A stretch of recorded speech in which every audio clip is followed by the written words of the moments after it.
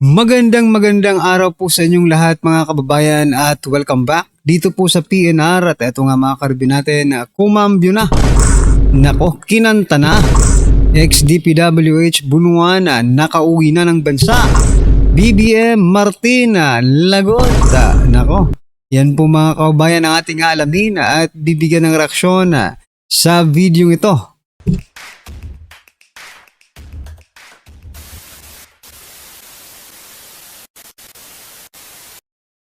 So yan mga karibin natin, pasadahan muna natin ang mga balitang ito. Nako, ito po palang si DPWH Secretary Bunuan ay nakauwi na po ng bansa. Mga kababayan, at eto naman ay yung balita po naman patungkol sa kaso no ni sino ba ito, ni Iis Recto no, at PhilHealth CEO Ledesma ay nako, nagkomento po ang Secretary ng Department of Health, aray ko po. Pero bago po natin yan, pasadahan mga kababayan, kung bago ka pa lang at di pa po nakapag-subscribe sa ating munting channel, ay pasubscribe naman po mga kababayan at palike na rin po ng video ito. Maraming salamat at eto nga. Unahin na po natin to mga kababayan, no? Ito pong si Bunuan, ex-DPWH Bunuan, nakauwi na ng Pilipinas. Kinumpirma po ng Bureau of Immigration ang pagdating sa bansa ni Manuel Bunuan, dating kalihim ng Department of Public Works and Highways, DPWH, nitong linggo. Ngayong linggo po mga kababayan, kaninang umaga, nandito na sa Pilipinas si former Secretary Bunuan, no? Sabi nga doon sa last vlog natin, no mga kababayan, nako, mukhang ang sisi po nito ay hanggang kay Bunuan lang, no? Ang problema dito kung papayag ba si Bunuan, no? Papayag ba si Bunuan na hanggang sa kanya lang ang lahat ng sisi, no? Patungkol po sa flood control anomalies na ito. Kasi parang yun po ang lumalabas. Ayon po kasi kay Senator Ping Lacson, no? Si Bunuan ay niloloko ang presidente. At ang presidente ay walang alam sa mga ginagawa ni Bunuan. Ganun ba yon? Ang tanong, mga kababayan, ang tanong po dito, ikaw na nanonood ngayon, naniniwala ka ba na wala pong kinalaman talaga ang presidente at sariling pagdidesisyon ni Bunuan ang kanyang mga ginawa sa Department of Public Works and Highways or DPWH? Mukhang imposible yan kasi presidente po yan eh. Lahat po ng ginagawa ng kanyang kabinete, lalong-lalo ng mga secretaries, no, should be approved by the president, by himself, di ba? Hindi pwedeng ganun yon. Hindi pwedeng magdesisyon ng ganun-ganun lang ang isang secretary, no? Kasi ang dito ay accountability, no? Maliban na lang kung talagang aminin talaga ni Bunuan, no? Na, yes sir, ako po talaga ang may kagagawa niyan, di ba? Ako inig Bunuan yung mga kalokohan dito sa DPWH. Wala tayong magagawa kasi umamin siya eh. For example lang umamin. Wala tayong magagawa. Pero sa isip talaga natin, hindi ito gagawin ni Bunuan without the permission of the president, di ba? Anyway, at saka ang presidente po hindi naman yan makukurakot kung hindi naging budget. At hindi naman po yan magiging budget kung hindi pinirmahan ng Pangulo, di ba? Anyway, ano po ang inyong masasabi diyan mga kababayan? I-comment nyo na lang at eto. Ito namang isa mga kababayan, si Department of Health Secretary, no? Secretary of Department of Health na si Teddy Herbosa nagsalita patungkol po sa kasong kinahaharap ni Executive Secretary Recto at ex-PhilHealth CEO Ledesma.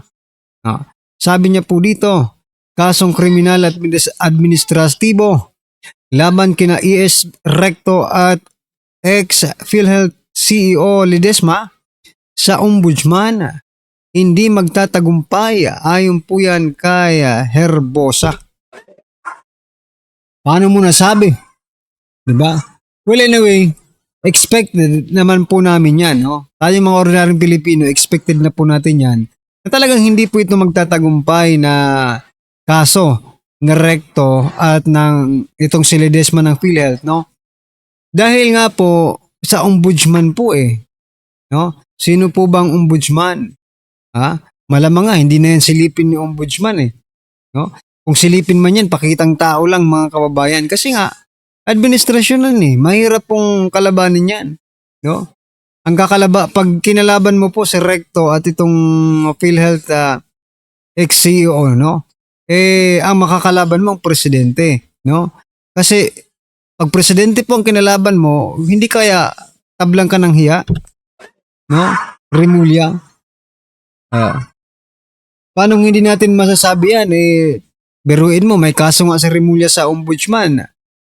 Si Remulla pang inappoint bilang ombudsman, aray ko po. 'Di ba? Kaya tama ka talaga, no? Tama ka talaga, Herbosa, no? Malabong mangyari yan, malabong magtagumpay, no? Yung kaso ni laban kay Recto at sa PhilHealth ex-CEO na si Ledesma dahil sa ombudsman. Tama ka dyan, no? Kaya, nako po. Hindi kaya, sarswela lang kasi ito, palabas lang ito, no? Palabas lang ito, kunyari lang na kinakasuhan, ganyan, di ba? Pero ang totoo niyan, mga kababayan, alam naman po natin, no? Na si Buying po ang ombudsman, kaya malabo po yung mangyari. Alright, ito mga karibin natin, pasadahan na po natin yung video, no? Sabi po dito, heto na, biglang kambyo, aba. Magugulat ka dito, Kongreso big pasabog. Ano kaya ito mga kababayan? Ito, pasadahan po natin. Ito po, nakita ko yung, napanood ko yung interview ni itong si Congressman Puno, no? Pero basahin natin itong pinost ng ArcLight, no? Sa Congress, parang sawa na kami sa impeachment Ang dami nating problema, hindi pa nga natatapos itong pag-iimbestiga dito sa mga nangyari sa mga flood control. Sa madaling salita, hindi daw sila susuporta sa impeachment. Yung kanilang partido, yung NUP, dun sa pagpirma, hindi sila.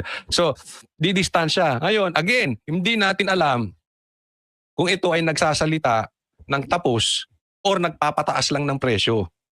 Diba? Kasi ang punto niya, sawa na sila sa impeachment, ang dami nating problema. Dati na madami problema natin Nung impeachment nga ni BP Sara, alam nyo na mayroong flood control scandal. Alam nyo na may ghost projects. Alam na natin ang laki ng problema natin sa gobyerno. Ang laki pa nga ng problema natin sa pagkidnap kay PRRD. Kaliwat kanan ng problema natin. Pero tinuluyan nyo pa rin yung impeachment. Ngayon, nag-iiba kayo ng tono. Diba? So, dalawa lang yan. Nagpapataas ng presyo tong mga ito or tatlo, para lang sigurado. Nagpapataas ng presyo tong mga ito or pangalawa, dumidistansya na sila dito sa magpinsan dahil alam nila negative na ang trust rating ng presidente and at the same time alam nila mabaho na talaga si Tambaluslos sa publiko. So masisira ang kanilang political career kung didikit pa sila. At isiniwalat ni Chanco, may bigayan talagang nangyari doon sa mga pumirma. So didistansya sila dyan para malinis yung pangalan nila. And at the same time, alam nila 2026 na, palakas ng palakas ang Duterte. Pagdating sa 2028, at pumirma sila at nagpa-impeachment sila, hindi makakalimutan ng tao yan. Alam nila, malakas si Sara. Yun yung pangalawa. Ang pangatlo, nagsasabi siyang totoo. Sawa na sila sa impeachment. So ayaw na nila. Gusto na nilang fokusan yung flood control. Hindi ako naniniwala dun sa pangatlo. Malabo yun. Sabi ko, dati sinampan nila itong impeachment. Meron na tayong problema Pero sumigi pa rin sila. Kayo, ano sa tingin ninyo? Bakit lumalabas, nag-iiba ng tono itong si Puno or yung kanyang partido na NUP? Iba na, ayaw na sa impeachment. Kung ako tatanungin nyo, lagay nyo muna sa comment section gusto ko rin makita ko ano inyong opinion. Pero in my opinion, sa tingin sa tingin ko po mga kababayan, no? Talagang sinasabi niya ngayong sawa na kami sa impeachment, no? Dahil may papasok na bagong impeachment against President Bongbong Marcos Jr., no? Parang kumbaga, okay, Gawin na natin tong dahilan para hindi ma-impeach si President Bongbong Marcos Jr. It's not only BP Sara, no? Yung mayroon pong yung mayroong impeachment ngayong February, no? Also President Bongbong Marcos Jr. meron pong impeachment. Kaya nga po, sabi dito ni Puno, 'di ba? Tagapagtanggol ito no? Huwag muna tayong mag-impeachment, sawa na tayo Sawa na sila dahil presidente na po ang i-impeach, hindi lang vice presidente. Yeah, pero kung BP presidente lang, vice president lang ang i-impeach, nako, hindi sila magsasawa mga kaubayan. Yan po ang nakikita natin dito mga karbi natin. Tingin ko, dumidistansya na itong mga to. Una, nabantayan na yung pirma may bayad. So iiwasan na nila yan. In short, hindi na magbibigay ng pirma. Ay, hindi na magbibigay ng, alam mo yun incentive. Ayuda, kung ano man ang tawag nila. Incentive. Doon sa pirma. Wala na At saka alam nila, at this point in time, palapit na ang presidential election sa 2028, ibibigti talaga sila ng tao. Hindi grave threat yun. Baka para kayong tanga nakatulad ni Claire. Ibibigti sila, yung political career nila, hindi makakalimutan ng taong bayan. Hindi sila mapapatawad na nagsampa sila ng impeachment, hindi nagtagumpay, magsasampa ulit sila ng impeachment. So inililigtas nila yung sarili nila. This is a political move. Hindi ito talaga para sa bayan. Pero kitang-kita natin, yan yung sinasabi ko kanina, na talaga namang nagkakaroon na silang laglagan dito. And alam naman natin kung sino talagang ang proponent nitong impeachment. 'Di ba si Tambi? Ang sakit. Ang sakit, Tambi. Iniiwan ka ng mahal mo sa buhay. 'Di ba? Yung mga mahal mo sa buhay. Yung mga mahal ang bayad. Yung mga mahal ang bayad. Iniiwan ka na. Ang problema pagka hindi organic. Pag ginugusto ka ng tao dahil sa pera. Tama or tama-tama. Hindi ko sinasabi si Dong Puno Pero napapansin nyo ba? Sabi ko sa inyo, didistansya na Unti-unti na yan. Didistansya na. Kaya akala mo, Bongbong Marcos, kakampi mo yung kakampuet? Ginagamit ka lang yan. Pero pag wala ka ng silbi, didistansya rin yan sa'yo. Kaya ingat-ingat kayo Akala nyo, laging Pasko. Pero ang ganda nitong development. Seriously.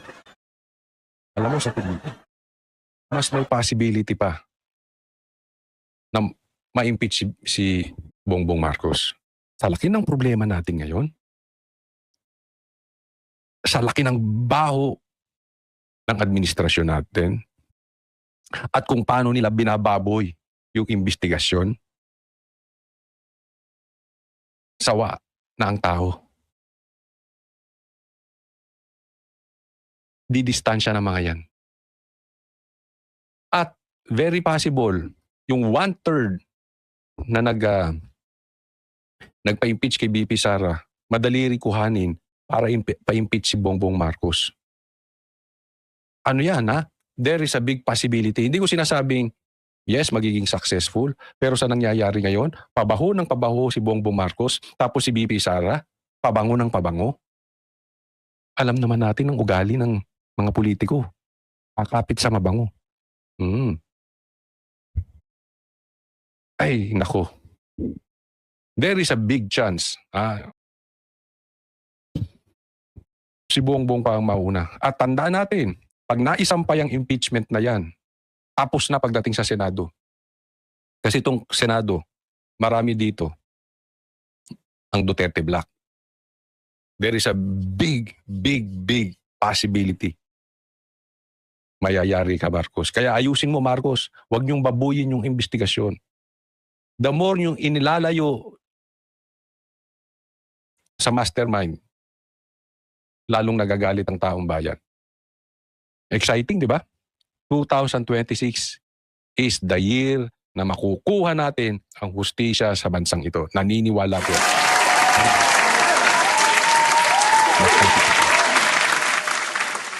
Ito naman, sa usaping impeachment, posible po.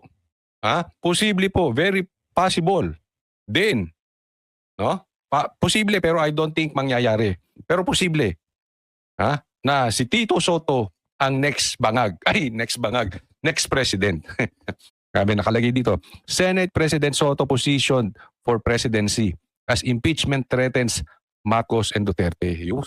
Bilang Senate President, sabi niya, di ba, aaksyonan niya yung impeachment ni kung ano man ang darating sa Senate. Kung sino man ang ma-impeach, aaksyonan niya forthwith. Ibig sabihin, iba kasi ang dictionary nito si Soto. Yung forthwith niya sa kanya, aaksyonan niya agad-agad. Kahit illegal. Kahit unconstitutional. Kasi yung kay Cheese, forthwith, pero dadaan sa due process. Na-actionan niya. Kasi ang dulo nito, pag na-impeach si BP Sara at na-impeach si Bongbong Marcos, siya presidente. Diba? Posible yan, posible. Pero sa pagkakaalam ko, hindi naman automatic siya agad eh. No? Pero very possible yan. Pinuposisyon niya na yung sarili niya dyan. Di umano. Yan po ang nadinig natin. Pinuposisyon niya yung sarili niya sa posibilidad na siya ang maging president. Wow! Ano mangyayari sa Pilipinas? Bulaga. Ang tanong, papayag po ba ang taong bayan na si Soto ang maging presidente ng ating bansa? Naku, malaking gulo po yan mga kababayan kapag yan po ang nangyari. Ayon po sa konstitusyon, vice-presidente po ang magiging president. Sa bagay, kung matatanggal yung dalawang di ba, si Bongbong at si BP Sara, ay mai-impeach. Ba, sino pong papalit? Siyempre yung Senate President mga kababayan. Pero malabo yan mga karabyo natin, no? Baka nga, bago ma-impeach, kung mai-impeach man si BP Sara o si President Bongbong Marcos Jr., siyempre mag-iisip na yung kasamahan ni Soto. Teka lang, hindi pwede maging presidente ito. Okay, maghalal ulit tayo ng bagong Senate President, yung talagang karapat-dapat. O diba? Yun mga possibilities mga kababayan. Anyway, ano po ang inyong opinion, reaction patungkol po sa video ito mga kababayan? Just comment down below. Yan, maraming salamat po. Please don't forget to like the video. Maraming salamat po.